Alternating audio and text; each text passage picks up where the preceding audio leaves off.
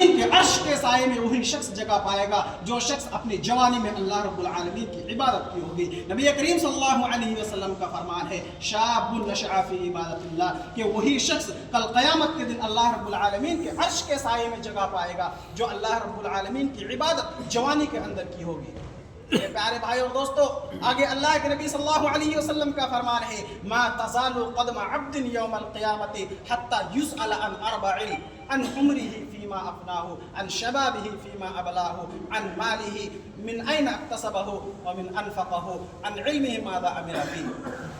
کہ کل قیامت کے دن اللہ رب العالمین کے سامنے سے کسی شخص کا پیر ہل نہیں سکتا، کسی شخص کا پیر ٹس سے مس نہیں ہو سکتا جب تک کہ وہ 4 سوالوں کا جواب نہ دے دے۔ ان میں سب سے پہلا ہے کہ تمہیں عن عمرہ فیما افناہ، کہ تمہیں عمر دی گئی تھی، تم نے انہیں کہاں گوائی ہے؟ تمہیں 40 سالہ 50 سالہ 60 سالہ زندگی دی گئی تھی، تم نے اپنی عمر کو کہاں گوائی ہے؟ عن شبابہ فیما ابلاہ، کہ تمہیں جوانی دی گئی تھی، تم نے اپنی جوانی کو کہاں برباد کی ہے؟ اور تیسرا سوال جو ہوگا وہ ہوگا کہ تم نے مال کہاں سے کمایا ہے اور کہاں پہ خرچ کیا گیا ہے؟ کہاں پہ خرچ کیا ہے؟ کہیں ایسا تو نہیں کہ تم نے حلال طریقے سے مال کمایا ہو لیکن حرام طریقے سے خرچ کیا ہو، کہیں ایسا تو نہیں کہ تم نے حرام طریقے سے مال کمایا ہو لیکن وہ حلال طریقے سے خرچ کیے ہو۔ کچھ بھی ہو، آپ کو اس کے بارے میں اس سوال کا جواب دینا پڑے گا۔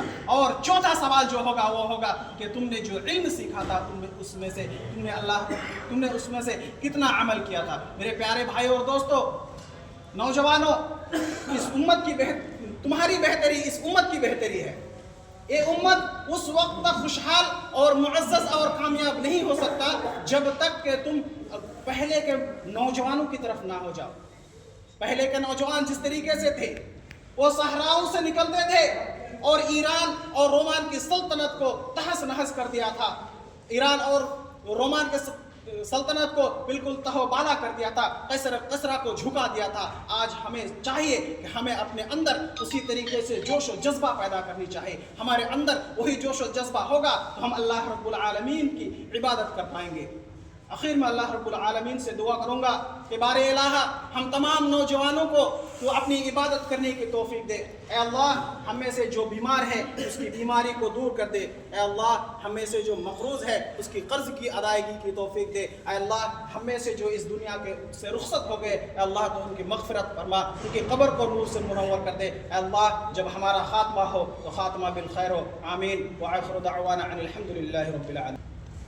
الحمد لله نحمده ونستعينه ونستغفره ونؤمن به ونتوكل عليه ونعوذ بالله من شرور أنفسنا ومن سيئات أعمالنا، من يهده الله فلا مضل له ومن يضلله فلا هادي له، ونشهد أن لا إله إلا الله وحده لا شريك له، ونشهد أن محمدا عبده ورسوله۔